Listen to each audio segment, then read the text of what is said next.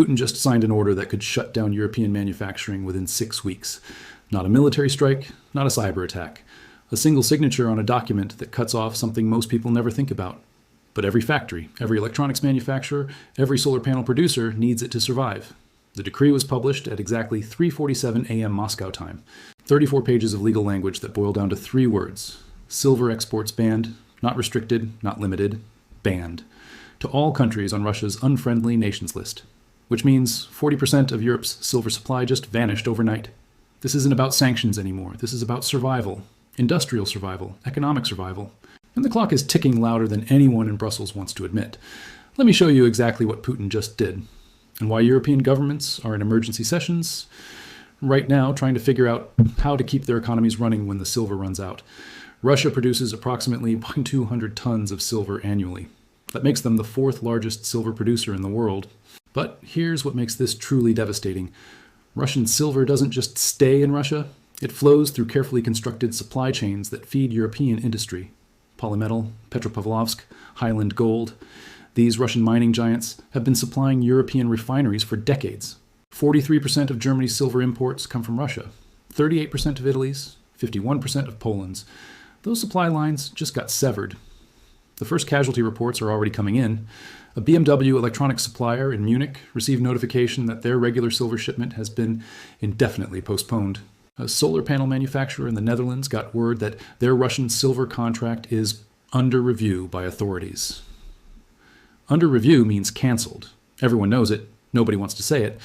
But here's where this goes from bad to catastrophic. European industry doesn't stockpile silver the way they stockpile other raw materials. Silver is expensive. It takes up warehouse space. It requires security. Most manufacturers operate on just-in-time inventory systems, which means European factories are carrying maybe 4 to 6 weeks of silver inventory. That's it.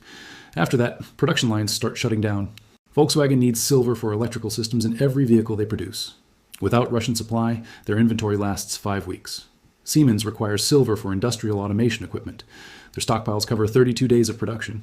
Bosch uses silver in automotive sensors and electronic components. They have 41 days of supply on hand. The math is simple and terrifying. When those stockpiles are depleted, production stops. When production stops, workers get laid off. When major manufacturers shut down, entire supply chains collapse. Putin didn't just ban silver exports. He started a countdown timer on European industrial capacity. Now, the immediate response from European officials has been predictable. We're exploring alternative supply sources. We're confident in our ability to adapt. This will have minimal long-term impact. That's political theater. The reality is far more grim. Global silver production is concentrated in just a handful of countries: Mexico, Peru, China, Russia. If you remove Russia from that list, you eliminate the only major producer that was actively selling to European buyers without geopolitical complications. Mexico's silver mostly goes to North America. Peru's production is increasingly tied up with Chinese buyers. China doesn't export silver to Europe in meaningful quantities. They import it. Which means Europe is left scrambling for scraps in a market that was already tight before Putin's decree. But there's something else happening that makes this crisis even more dangerous. Something that suggests this silver ban wasn't a reactive measure. It was planned, coordinated, prepared for months. Russian silver stockpiles have been growing since last summer. Satellite imagery shows expanded storage facilities at Polymetal's Magadan operation. Export data reveals that Russian silver shipments to China and India increased 43% over the past 6 months.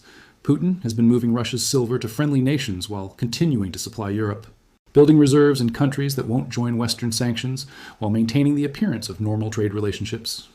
This wasn't an impulsive decision. This was preparation for economic warfare. And the timing is no coincidence. European manufacturing is entering peak production season. Solar panel demand is spiking as governments push renewable energy mandates. Electronics manufacturers are ramping up for the holiday shopping season.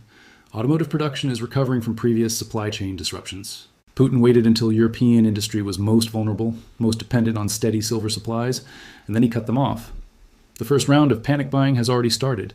German industrial buyers are calling silver dealers across Europe, trying to secure whatever inventory is available. Premiums for physical silver in European markets jumped 18% overnight. Delivery times that were 2 weeks are now 8 weeks, if you can get delivery at all. But here's the cruel mathematics of this situation. Even if European buyers could source replacement silver immediately, there isn't enough available. Russia's 200 tons of annual production can't just be replaced by snapping fingers and making phone calls. The global silver market produces about 26,000 tons annually. Russia represents 4.6% of that total.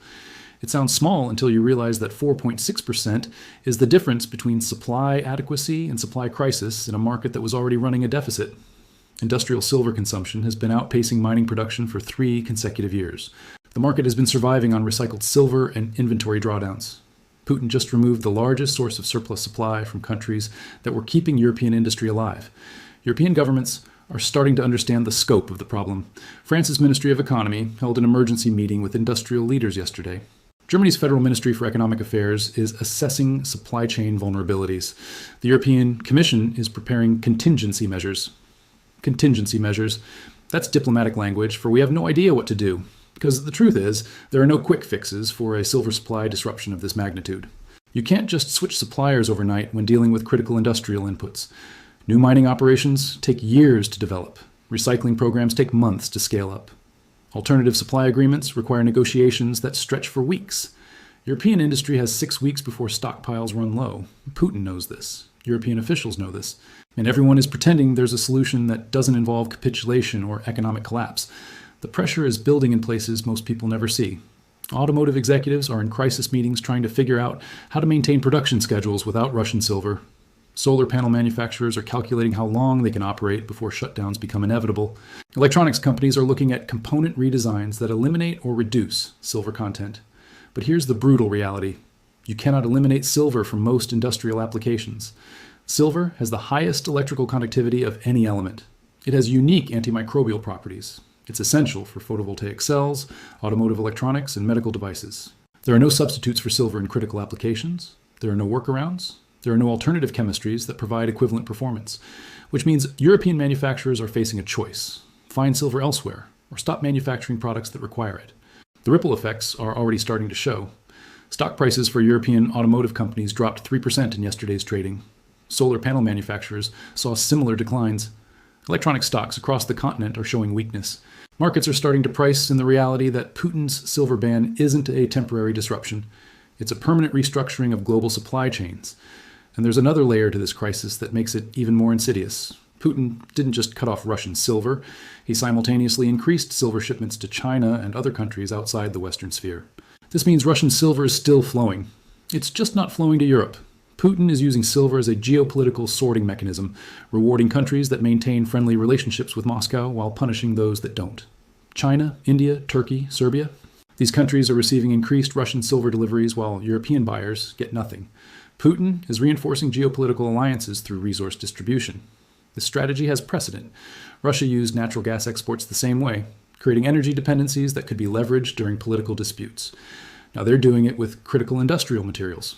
The message is clear. Align with Russian interests, get access to resources, oppose Russian policies, face supply cutoffs. European leaders are discovering that sanctions work both ways. While they restricted Russian access to Western technology and financial systems, Putin is restricting European access to Russian materials and resources. The question is, who can hold out longer? European industry operating without Russian silver, or Russian mining companies operating without Western buyers. The early indicators suggest Europe is more vulnerable. Russian silver can find buyers in China, India, and other non-aligned countries, but European manufacturers can't easily replace Russian silver supplies with alternatives from other regions. Putin calculated this asymmetry carefully. Russia's silver is fungible, it can be sold anywhere, but Europe's industrial base is location-specific and supply chain dependent. Factories can't be moved, production lines can't be instantly reconfigured, supplier relationships can't be rebuilt overnight.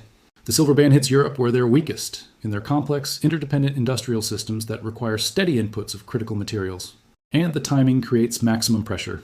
European governments are already dealing with energy security issues related to natural gas supplies. Adding industrial material shortages to existing energy vulnerabilities creates compounding stress on economic stability. Putin isn't fighting one front of economic warfare. He's opening multiple fronts simultaneously, forcing European decision-makers to juggle escalating crises across different sectors. The silver shortage will intersect with energy costs, labor disputes, and inflation pressures to create a perfect storm of economic instability. Each crisis amplifies the others, making coordinated responses more difficult and effective solutions less likely. European industry leaders are starting to express private concerns that government officials won't acknowledge publicly. Production shutdowns are becoming a real possibility. Layoffs are being discussed. Contingency planning for extended supply disruptions is underway. But these conversations are happening behind closed doors because admitting the severity of the crisis would trigger market panic and social unrest. Instead, we get official statements about exploring alternative supply sources and maintaining confidence in European industrial resilience. Meanwhile, factory managers are calculating how many weeks they can continue operating before the silver runs out. The gap between public messaging and private reality is growing wider every day. Politicians can't admit the scope of the problem without appearing incompetent. Business leaders can't reveal their vulnerabilities without triggering stock price collapses. So everyone pretends the situation is manageable while quietly preparing for the worst, and Putin understands this dynamic perfectly. He knows that European leaders are trapped between acknowledging the crisis and maintaining public confidence. The longer they wait to take dramatic action, the fewer options they have. By the time European governments are ready to make significant concessions or policy changes, their industrial stockpiles will be nearly depleted, and their negotiating position will be desperate. Putin is creating a ticking clock scenario where every day of delay makes the eventual resolution more costly and more humiliating for European decision makers. The silver ban isn't just about trade policy. It's about forcing a moment of reckoning where European governments have to choose between their stated principles and their economic survival. And that moment is approximately 6 weeks away, when European stockpiles reach critical levels, when production shutdowns become imminent, when unemployment numbers start spiking. Public pressure for resolution will overwhelm political resistance to compromise. Putin is betting that European democracies can't sustain economic pain for as long as his autocracy can sustain reduced silver revenues. The countdown has started. Every day brings European industry closer to shutdown. Every week makes the eventual capitulation more inevitable. Unless something changes dramatically in the next 40 days, Putin's signature on a 34-page decree will accomplish what military threats and diplomatic pressure could not: the effective surrender of European economic independence. The silver embargo is revealing the true fragility of systems that seemed robust and stable, industrial supply chains that appeared secure or collapsing under pressure from a single supplier disruption. This is what economic vulnerability looks like in real time. Not gradual decline, but sudden systemic failure triggered by the loss of critical inputs that nobody thought to secure. European industry is discovering that global interdependence is also global vulnerability. When your production depends on materials from geopolitical opponents, your economic sovereignty exists only at their sufferance. Putin just revoked that sufferance. The question is what Europe will sacrifice to get it back.